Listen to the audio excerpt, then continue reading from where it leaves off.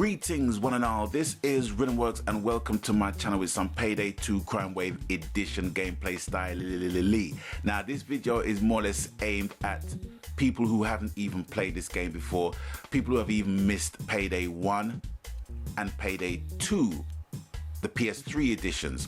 Those who have missed out on those games, you missed out on quite a critically acclaimed game, I should say. I mean, like I said in previous videos, upon my knowledge of Payday 1, never paid no interest to it. It was in the PS Store as a digital download, never paid no interest. And when I finally got into it, it was like, whoa, it was a good year and a half down the line since it's released, you know what I mean? So from playing that to playing Payday 2 on the PS3 and now playing Payday 2 Crimewave Edition on the PS4, I just want to give like a little rough guide for those people who are not familiar with the series. Those who are familiar with it, they might have differences in opinion as to what I'm about to say and, you know, my vibe on the game and what have you, but it's not about them, it's about me as a relative newcomer to the series, going out to all relative newcomers to the series. So let's dig in, shall we? Like I said, it's a 4-player co-op and it's a class-based and a skill tree-based system where you have different classes and you have different perks within the classes. Now, let me just go into the inventory real quick. Now, when you go into the inventory, okay, you have your selection of primary weapons, secondary weapons, melee weapons, armor, equipment, mask, and character. Now, the main characters in the game are these 4 at the top. You have Dallas, Wolf, Chains, and Houston. And now they've introduced 4 more characters, which are Dragon, Clover, is a female character, Hoxton, and John Wick. Okay, so you have a choice of what characters to select. Now, another thing as well, that you can customize all your masks that you get within the game, that you unlock rather. And this is just the bog standard mask that I have, which is a skull mask, nothing too special. But as you can see, you'll be able to unlock different types of masks and different types of color schemes and stuff like that, so you can customize your mask to your heart's content. And they got some great looking masks as well, I must add. But anyway, that's more or less that. And it's the same type of workings for each category within your class with all your weapons and stuff. You just toggle between the two and it will give you what you've already got equipped and compare it to the one that you've got selected at the moment of choice. So that's more or less that. Now, skills and perks. When you go into skills and perks, you have 5 classes. You have Mastermind, Enforcer, Technician, Ghost, and Fugitive. The most popular class that everyone seems to go for, in my opinion, is Ghost. You have a ECM jammer, which is something that basically hacks into like the cameras and all the electronics and etc, etc, etc. So you can basically go in stealthily without having to activate an alarm. And it is possible, but you have to have a good team around you, and comms is key, but I'll get into that a little bit later. Anyway, as you can see, I've unlocked all 5, and once you complete certain missions, certain heists, you get certain amounts of skill points which you can boost up and add up to your selected class. Now, I personally like to just evenly spread all my points across all classes. That way, if I join into a game and somebody wants to be, or somebody is pre-selected at being Ghost, and I've got an ample amount of skill points on my Ghost class, then I can quickly go into Technician or Enforcer or Mastermind or Fugitive with the same amount of points that I have and be of equal asset to the collective when I'm committing my crime then. Anyway, let's go back.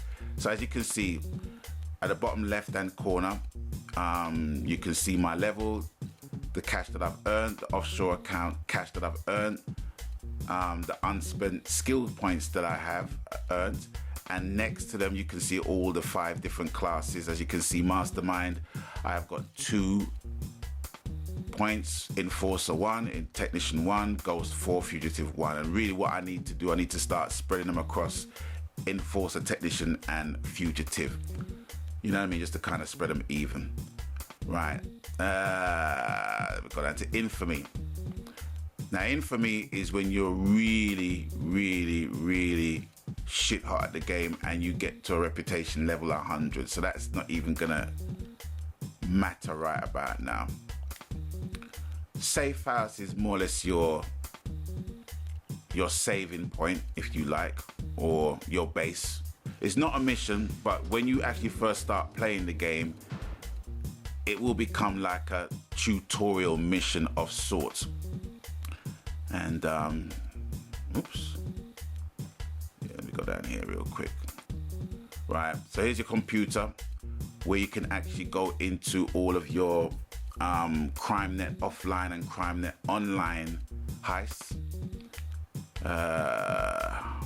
Let's see what else is here. Right, go around here.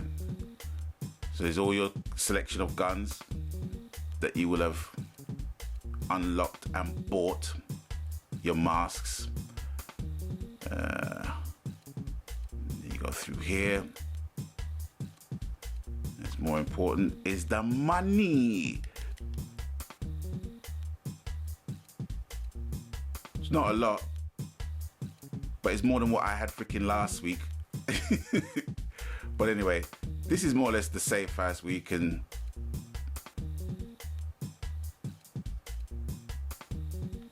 check what you need to check, utilize the skills you can utilize. More or less a practice area as well. Yeah.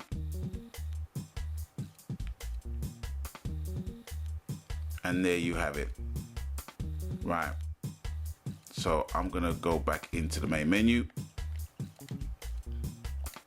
Now, like I said, I've been playing the game from it came out on PS3, Payday 1 and Payday 2, and I'm making the transition into PS4. Okay, now when you get into the CrimeNet offline mode, you will receive an email, a mock email, as it were, basically telling you exactly what the heists entail, what the icons mean, what are the difficulty levels on each heist, contracts, which you will find here. So you can basically buy your contracts, you can buy your jobs and host your jobs.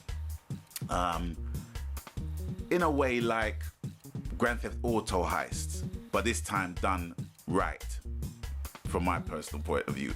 And here are all the different types of contracts issued by different peeps. So you got Bane, you got Hector, you got the Butcher, and you got the Dentist, and the Elephant, and Vlad, the Dentist, played by Giancarlo Esposito, famously appeared in Spike Lee's Do the Right Thing. What a great movie, man. Anyway, yeah, so, and you have your courier assignments where in certain maps you've got to find all of these packages, and when you find those packages you will unlock some special goodies and stuff like that. But once you get into the main menu, you can just tell what is what and where are the best jobs to start off from. Okay, it doesn't make sense going into a pro job at rank 1 on Overkill level, because if you join, they're just gonna basically kick you out of it because they can see that you just started. Doesn't matter if you're good or not. And when you go onto the online mode, there are the jobs that are available, but this time it has the names of the players who are hosting the contracts. And as you can see, there's a shitload of them. Obviously, these ones here, they're very degrees of difficulties, but all the guys that you see in blue, those are the guys who are more or less hosting. Now, if you have friends that play the game, they will be highlighted in green, I think. And you just jump in because they're making their heists available. Sometimes you will go through the process of trying to join in somebody's game, and you might not be able to join for various reasons. One being because they don't want you in there, or two, because the ping might be jacked up in that particular game or what have you. So just persevere with that, and just select an appropriate heist for your level and your style. That's the viewpoint of CrimeNet Online. All right, that's more or less the crux of the game. So let's get into some gameplay. As we move inside, and we're off, and we're going into a minor league mission, minor league high, small fry, small stuff, where we have to basically destroy $50,000 worth of stuff in this mall. Now, Payday as a series has had a long transition between the PS3 and the PS4. Now, Payday the Heist, the first iteration of the series, was released in 2011, and Payday 2 was released in 2013. So the games have been out a long time between the two, and also between consoles as well. And Payday 2 as a port, the core gameplay is co-op, is a 4-player co-op, and it has become, in my opinion, a cult classic. Because while the game was basically available in the PS Store as a digital download, I think digital downloaded games weren't really in vogue as they are now, so to speak. Well, from my standpoint anyway, it's like I was of the old school physical copy point of view. I just wanted to have a physical copy of a game in my hand to appreciate the game, and digital games didn't really count at that point. But this game proved to be a cult classic. It really, really did, and I think it still stands up to this day. Now, I used to play this game a lot with my brethren Low 454. He actually didn't know it was released yesterday, and I asked him in passing, is he gonna get it? And he says, yeah, it's coming out on the 20-odd. I said, no, it's out today. He goes, damn, man, I just left the freaking mall. So he's gonna be getting it, no doubt. So I'm looking forward to hooking up with him and my other brethren as well to play the game. But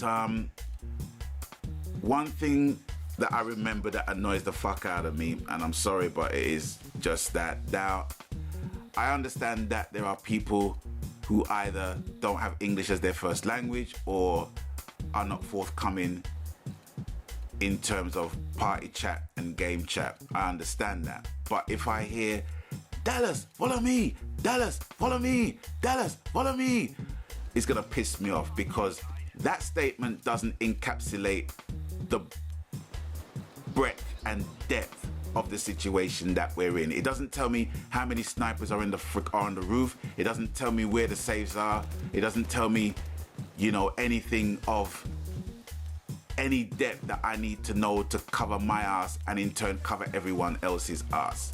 I'm just a social gamer through and through. I like to talk the game, talk through the game, be strategic in our gameplay. That's just me. I'm just that type of person. Do you know what I mean?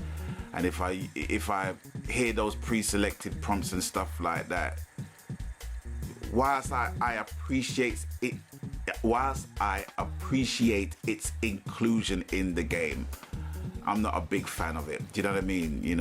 I think co-op is a genre or a game mode that has increased in popularity. And I just think at the end of the day, we should talk to one another, man. But yeah, technically,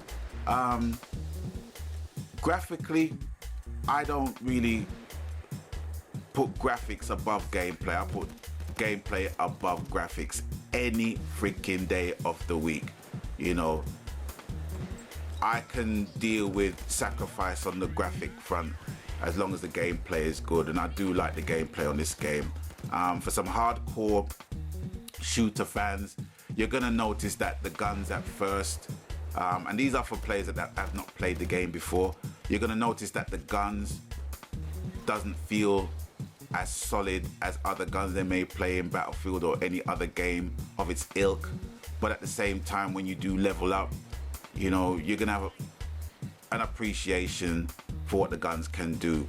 And the one thing that I've learned to do in this game that I've not really learned on all the other hardcore shooters, strangely enough, is single burst, short burst fire. In Battlefield and other games like that, I just spray directly onto the target. But you know, as your level increases and your rep increases, you get certain guns and you get to kind of learn how to use it to best effect without wasting a whole heap of ammunition in the game. And I've learned with this gun, and in a way I can't wait to play Battlefield again to learn my short burst technique. And it's funny how other games can make you learn a certain technique better than other games, but it's just the way it is. But back onto Payday 2 Crimewave Edition.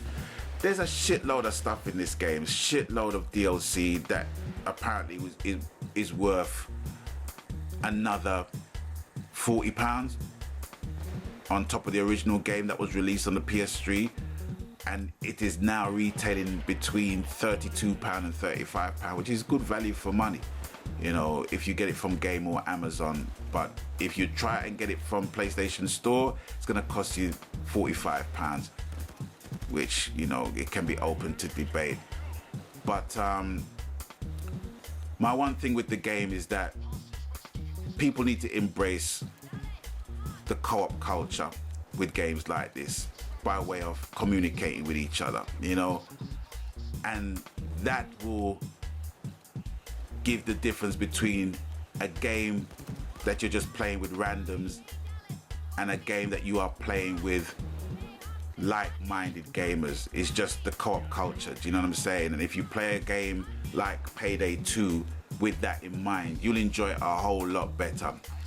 I think it's a good game. I think it's a good game for its price. I think it's got a lot of replayability within it.